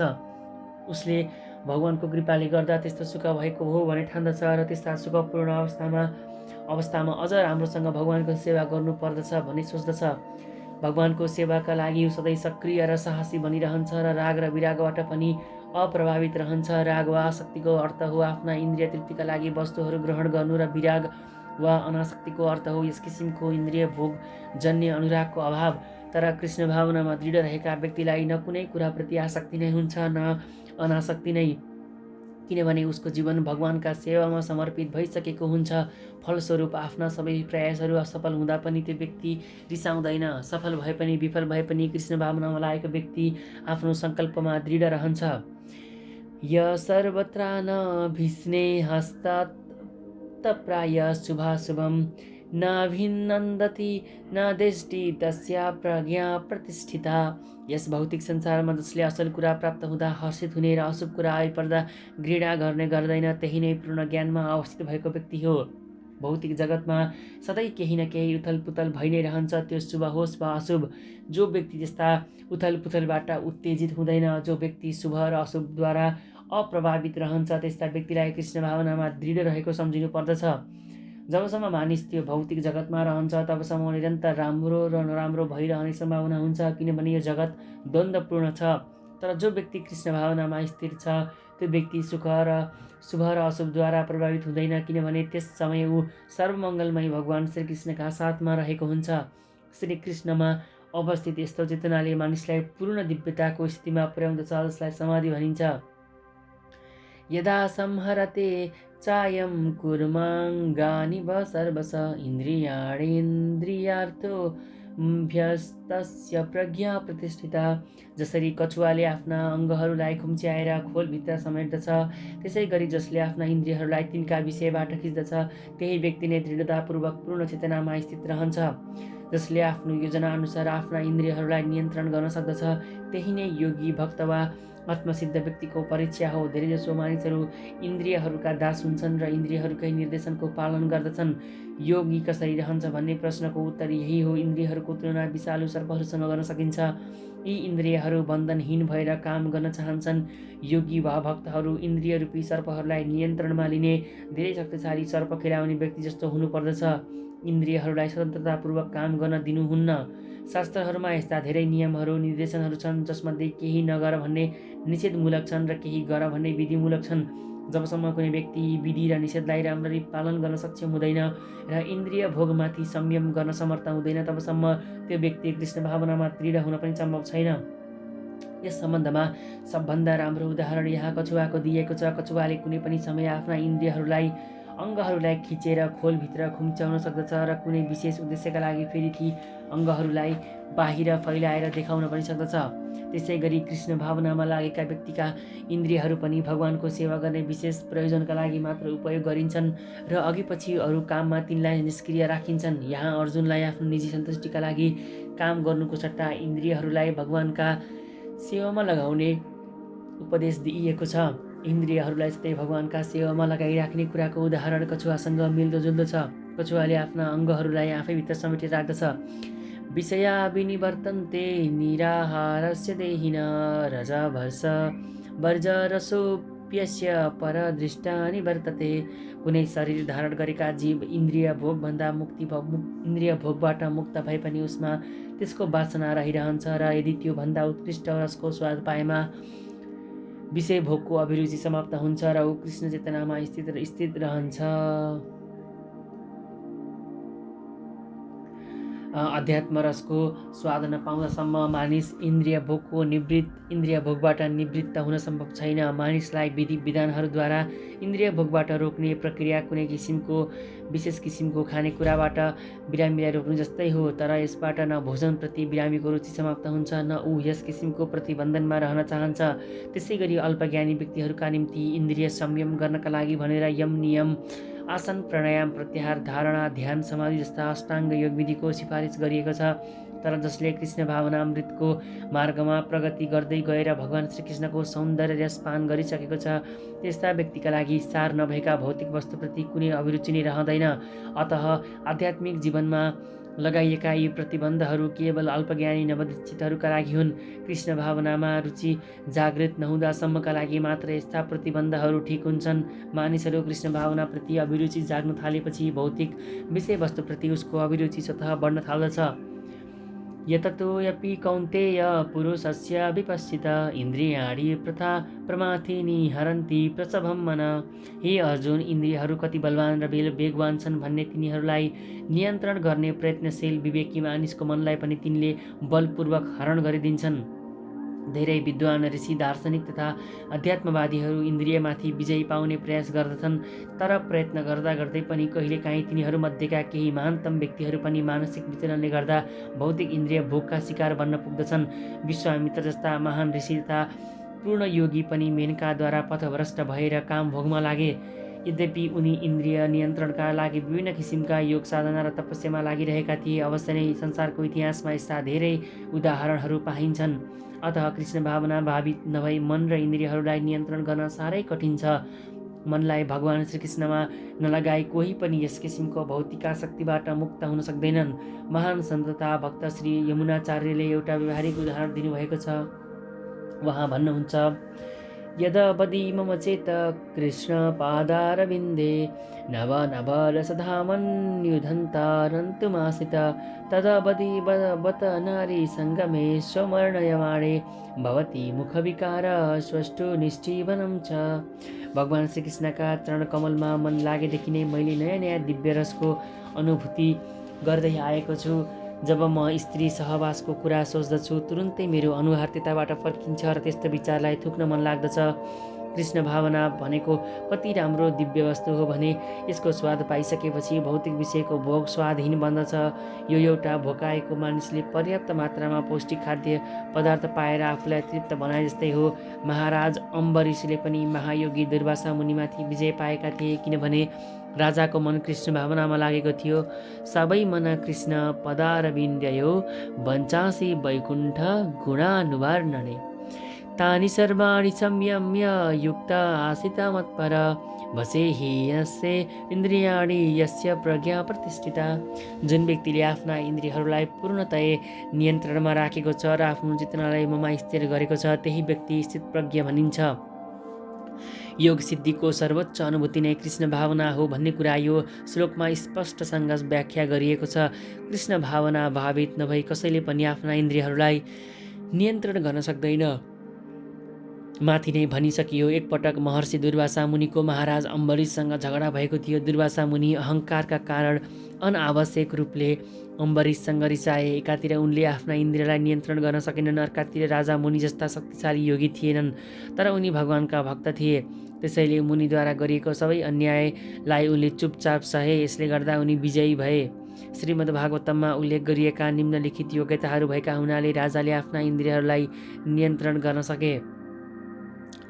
सबै मन कृष्ण पदारविन्द योर्वाचांसि वैकुण्ठ गुणानुर्वर्णने करौ हरे मन्दिर मार्जानादिषु श्रुतिं चकाराच्युतशक्तथोदये मुकुन्दलिङ्गालय दर्शने दृश्यै तद्भृत्या गात्रस्पर्शे गसङ्गमं घ्राण च तत्पादसरोज सौरभे श्रीमतुल्यस्य रसनां तदर्पिते पादौ हरै क्षेत्रपदानुसर्पणे शिरो ऋषिकेश पदाभिवन्दने कामं च दास्येन तु काम काम्याय यथोत्तमश्लोक जनाश्रयरति। राजा अम्बरीशले आफ्नो मनलाई भगवान श्रीकृष्णका चरणकमलमा स्थित गरेका थिए। आफ्नो वाणीलाई भगवानको विषयमा चर्चा गर्ने कार्यमा लगाएका थिए र आफ्ना हातहरूलाई भगवानको मन्दिर सफा गर्ने कार्यमा लगाएका थिए। कानहरूलाई भगवानका लीलाहरू श्रवण गर्ने कार्यमा लगाएका थिए। आफ्ना आँखालाई भगवानको श्री विग्रहको दर्शन गर्ने काममा लगाएका थिए। आफ्नो शरीरलाई भक्तहरूको शरीर स्पर्श गर्ने र तिनको सेवा गर्ने काममा लगाएका थिए। आफ्ना नाकलाई भगवानको चरणमा अर्पण गरिएको फुलहरूको सुगन्ध लिने काममा लगाएका थिए। आफ्नो जिब्रोलाई भगवानमा अर्पण गरिएको तुलसी पत्रको स्वाद लिने कार्यमा लगाएका थिए। आफ्ना गोडाहरूलाई भगवानका मन्दिरमा रहेको पवित्र स्थानमा भ्रमण गर्ने कार्यमा लगाएका थिए। आफ्नो शिर भगवानलाई दण्डवत प्रणाम गर्ने काममा लगाएका थिए र आफ्ना इच्छा भगवानका इच्छा पूरा गर्ने कार्यमा लगाएका थिए। यी सम्पूर्ण योग्यताहरूले उनलाई भगवानका मतपर भक्त वा समर्पित भक्त बन्न योग्य बनाएका थिए। यस सम्बन्धमा यो मतपर शब्द अत्यन्त सार्थक छ। कुनै व्यक्ति मतपर वा समर्पित भक्त कसरी हुन सक्दछ भन्ने कुरा महाराज अम्बरीशको जीवनमा वर्णन गरिएको छ। यही मतपर परम्पराका एकजना महान विद्वान तथा आचार्य श्री बलदेव विद्याभूषण भन्नुहुन्छ, मदभक्ति प्रभावेन सर्वेन्द्रिय विजय पूर्विका स्वात्मदृष्टि शूल भेती भाव। कृष्ण भक्तिको बलले मात्रै इन्द्रियहरूलाई वशमा पार्न सकिन्छ। यस सम्बन्धमा कहिलेकाहीँ आगोको उदाहरण पनि दिने गरिन्छ। जसरी दन्किरहेको आगोले कोठाभित्र रहेका सबै वस्तु डढाएर भस्म पारिदिन्छ, त्यसै गरी योगीका हृदयमा विद्यमान भगवान विष्णुले सबै प्रकारका अपवित्रताहरूलाई जलाइदिनुहुन्छ। योगसूत्रले पनि भगवान विष्णुको ध्यान गर्न भनेको छ, शून्यको होइन। विष्णु पदलाई छोडेर अरू कुराको ध्यान गर्ने तथाकथित योगीहरू केवल मृग मरीचिकाको खोजीमा लागेर समय नष्ट गरिरहेका हुन्छन्। हामी कृष्ण भावना भावित हुनुपर्दछ, भगवानमा समर्पित हुनुपर्दछ। यही नै योगको वास्तविक उद्देश्य हो। ध्यायतो विषयाङ्कुशं सङ्गस्तेषु पजायते सङ्गात् सञ्जायते काम कामात् क्रोधो विजायते। इन्द्रियका विषयहरूको चिन्तन गर्दा गर्दै मानिस तिनै विषयमा आसक्त हुन्छ। यस्तो आसक्तिबाट काम उत्पन्न हुन्छ र कामबाट क्रोध उत्पन्न हुन्छ। जो व्यक्ति कृष्ण भावनामा भावित छैन त्यो व्यक्ति इन्द्रियका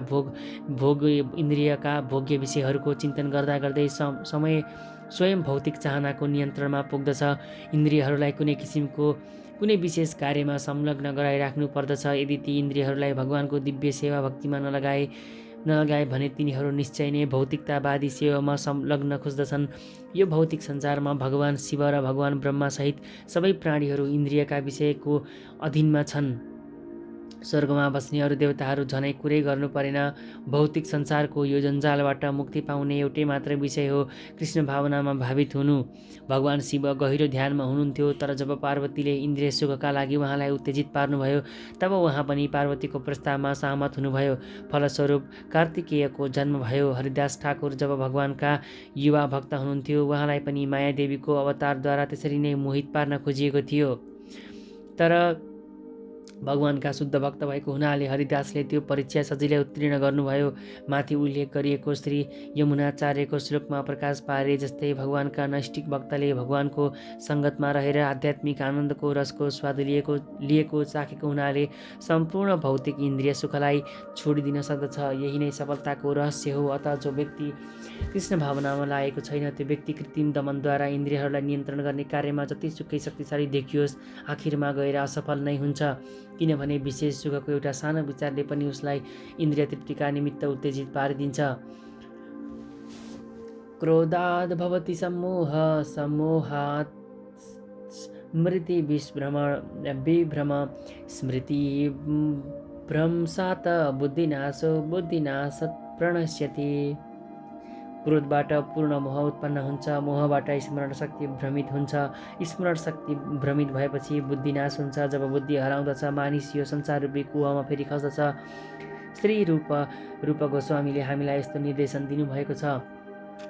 प्रापञ्चिकतया बुद्ध्वा हरिसम्बन्धी वस्तुना मुमुक्षुभिः परित्यागो वैराग्यं फल्गु कथ्यते। भक्तिरसामृत सिन्धु 1-2-258। कृष्ण भावनाको विकासद्वारा मानिसले प्रत्येक वस्तुको उपयोग भगवानको सेवामा गर्नुपर्दछ भन्ने कुरा बुझ्न सक्दछ।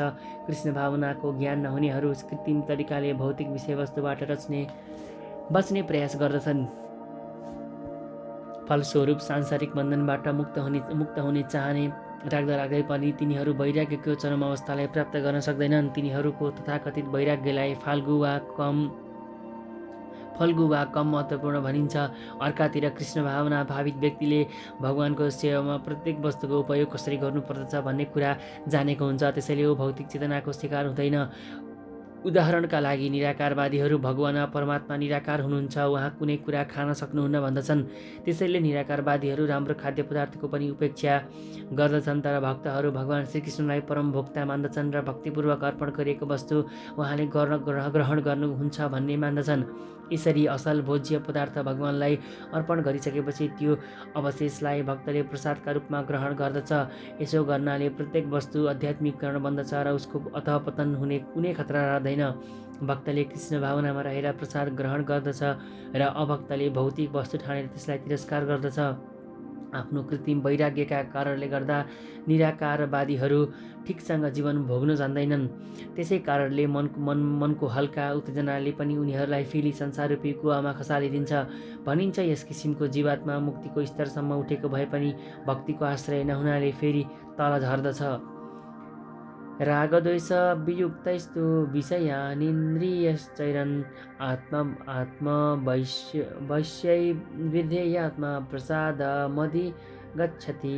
तर सम्पूर्ण राग र द्वेषद्वारा मुक्त भएको र स्वतन्त्र नीति नियमहरूद्वारा आफ्ना इन्द्रियहरूलाई नियन्त्रण गर्न सक्ने व्यक्तिले भगवानको पूर्ण कृपा प्राप्त गर्न सक्दछ। पहिला नै भनिसकिएको छ, इन्द्रियहरूलाई बाह्य रूपमा कृत्रिम पद्धतिद्वारा पनि नियन्त्रण गर्न सकिन्छ, तर ती इन्द्रियहरूलाई भगवानका अलौकिक सेवामा संलग्न नगराएसम्म मानिसमा तल झर्ने सम्भावना रहिरहन्छ। कृष्ण भावनामा लागेको व्यक्तिलाई सामान्यतया हेर्दा विषय भोगको स्तरमा रहेको देखे पनि यथार्थमा कृष्ण भावना बाधित भएको कारणले विषयबाट उत्पन्न क्रियाकलापप्रति ऊ अनासक्त नै रहन्छ। उसको एउटै मात्र उद्देश्य हुन्छ भगवान कृष्णलाई प्रसन्न पार्नु, त्यसबाहेक उसको अरू कुनै चाहना हुँदैन। त्यसैले ऊ सम्पूर्ण आसक्ति र अनासक्ति भन्दा पर हुन्छ। भगवान श्रीकृष्णको इच्छा भएमा भक्तले सामान्यतया अवाञ्छित जस्तो देखिने कार्य पनि गरिदिन्छ र भगवान कृष्णको इच्छा नभएमा आफ्नो सन्तुष्टिका लागि सामान्यतया गरिएको कार्य पनि उसले गर्दैन। त्यसैले कुनै पनि कार्य गर्नु र नगर्नु उसको नियन्त्रणभित्र रहन्छन्, किनभने उसले केवल भगवान श्रीकृष्णको निर्देशनका अधीनमा रहेर काम गर्ने गर्दछ। यही चेतना नै भगवानको अहेतुकी कृपा हो। यो कृपा भक्तले इन्द्रियका स्तरमा आसक्त रहेका अवस्थामा पनि प्राप्त गर्न सक्दछ। प्रसादे सर्वदुःखानां हानिरस्योपजायते, प्रसन्नचेतसो ह्यसु बुद्धिपर्यवतिष्ठते। यसरी कृष्ण भावनामा सन्तुष्ट रहने व्यक्तिका लागि संसारका तीनै किसिमका भौतिक कष्टहरू धेरै समय रहन सक्दैनन्, तर यस किसिमको तृप्त चेतनामा रहने व्यक्तिको बुद्धि चाँडै नै स्थिर हुन्छ।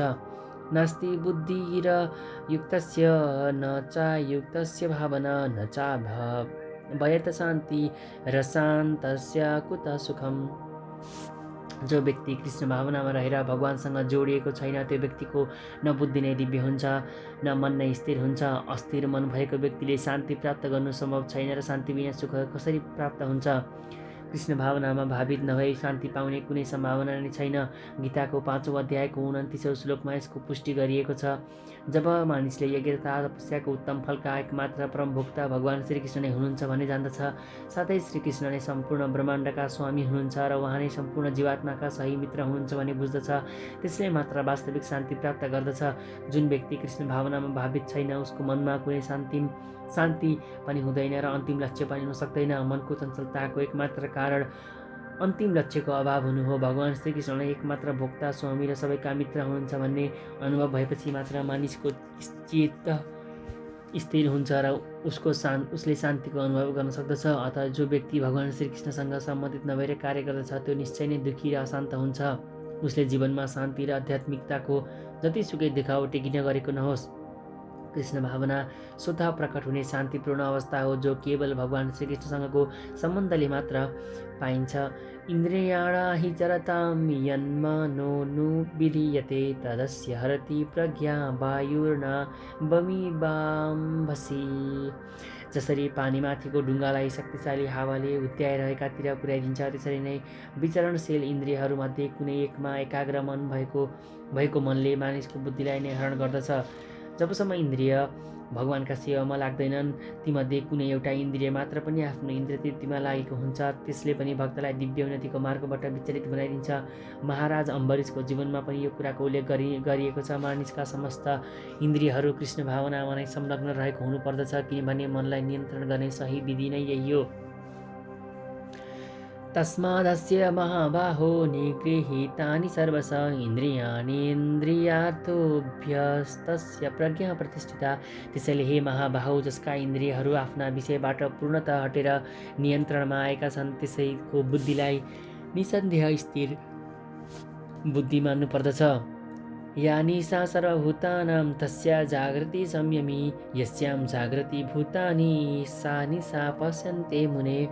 जुन समय सबै जीवहरूका लागि रात्रि हुन्छ त्यसमा आत्मा संयमी पुरुष जागा हुन्छन् र सबै जीवहरू जागेको समय आत्मदर्शी मुनिका लागि रात्रि हुन्छ। बुद्धिमान व्यक्तिहरूको दुईवटा वर्ग हुन्छन्। पहिलो वर्ग बुद्धिमानहरू इन्द्रिय तृप्तिका लागि गरिने भौतिक क्रियाकलापहरूमा विज्ञ हुन्छन्। तेस्रो वर्गका आत्मदर्शी हुन्छन् र आत्मसाक्षात्कारको विकासका निमित्त जगा रहन्छन्। विचारवान पुरुष वा आत्मदर्शी मुनिका क्रियाकलापहरू भौतिकतामा डुबेका व्यक्तिहरूका निमित्त रात्रि जस्ता हुन्छन्। यस किसिमको रात्रिमा आत्मसाक्षात्कारको अज्ञानका कारणले भौतिकवादी व्यक्तिहरू निन्द्रामा रहन्छन्। भौतिकवादी मानिसहरूको रात्रिमा आत्मदर्शी ऋषिहरू सतर्क रहन्छन्। आध्यात्मिक विकासमा क्रमिक उन्नति हुँदै जाँदा आत्मदर्शी मुनिहरूले दिव्य आनन्दको अनुभूति गर्दछन्, तर भौतिकवादी क्रियाकलापमा लागेको व्यक्ति आत्मसाक्षात्कार प्रति सुसुप्त रहेर विभिन्न प्रकारका इन्द्रिय सुखका सपनाहरू देख्न थाल्दछ र त्यही सुप्त अवस्थामा कहिले सुख र कहिले दुःखको अनुभव गरिरहन्छ। आत्मदर्शी व्यक्ति भौतिक सुख र दुःखमा सधैँ असंलग्न रहन्छ। त्यस्तो व्यक्ति भौतिक प्रक्रियाहरूबाट अविचलित रहँदै आत्मसाक्षात्कारका कर्महरूमा लागिरहन्छ। आपूर्यमाणमचल प्रतिष्ठं समुद्रमाप प्रविशन्ति यद्दत तत्तत्कामाय प्रविशन्ति सर्वे स शान्तिमाप्नोति न कामकामी। जसरी सधैँ परिपूर्ण र अचल रूपमा प्रतिष्ठित समुद्रमा नदीहरू प्रवेश गर्दछन्, त्यसै गरी स्थिर चित्त भएका व्यक्तिका हृदयमा विभिन्न इच्छाहरू नित्य प्रवेश गर्दछन् र बिलाउँदछन्। त्यस्तै स्थिर व्यक्तिले मात्र शान्ति प्राप्त गर्दछ र विषयको इच्छा भएका व्यक्तिले त्यो शान्ति पाउँदैनन्।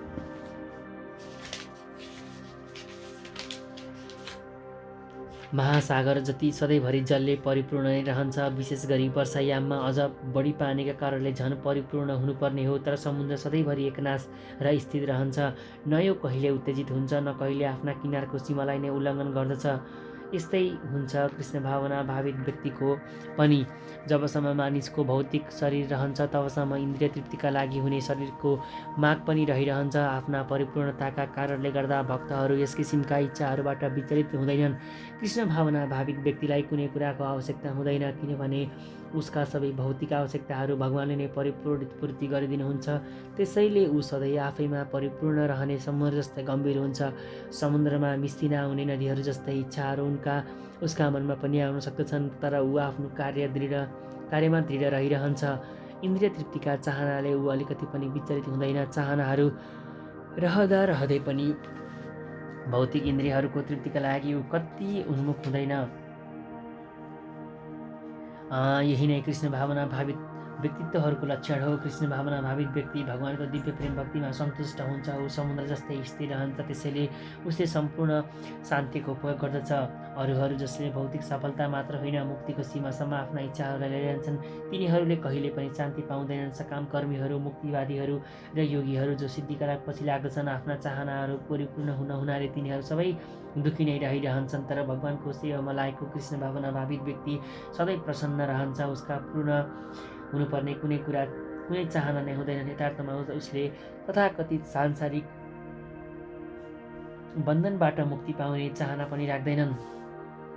भगवान श्रीकृष्णका भक्तहरूको कुनै भौतिक चाहना हुँदैन। त्यसैले उनीहरू पूर्णतया शान्त रहन्छन्।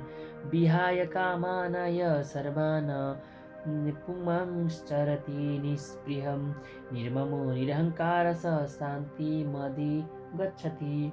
जसले इन्द्रिय तृप्तिका सबै चाहनाहरूलाई छोडेको छ, जो इन्द्रिय इच्छाहरूबाट मुक्त छ, जसले सम्पूर्ण ममतालाई पनि छोडेको छ र अहङ्कार शून्य बनेको छ, त्यही व्यक्तिले मात्र वास्तविक शान्ति प्राप्त गर्न सक्दछ। निष्प्रिय हुनुको अर्थ इन्द्रिय तृप्तिको लागि कुनै वस्तुको चाहना नगर्नु हो। अर्को शब्दमा कृष्ण भावनायुक्त हुने इच्छा गर्नु भनेको वास्तवमा निष्प्रिय हुनु वा चाहना शून्य हुनु हो। यो भौतिक शरीरलाई नै आत्मा ठान्ने झुटो विचार छोडेर र संसारका कुनै वस्तुको स्वामी म हुँ भन्ने झुटो भावनालाई त्यागेर आफूलाई भगवान श्रीकृष्णको शाश्वत दास सम्झिनु नै कृष्ण भावनाको परिपूर्ण अवस्था हो।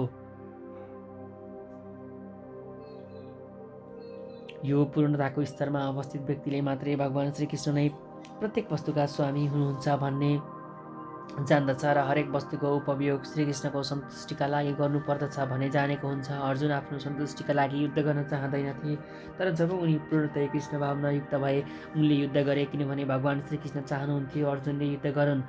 आफ्नो लागि युद्ध गर्ने अर्जुनको इच्छा थिएन, तर तिनै अर्जुनले श्रीकृष्णका लागि भनेर आफ्नो सामर्थ्यले सकेसम्म युद्ध गरे। भगवान श्रीकृष्णको सन्तुष्टिको इच्छा नै वास्तविक इच्छा शून्यता हो।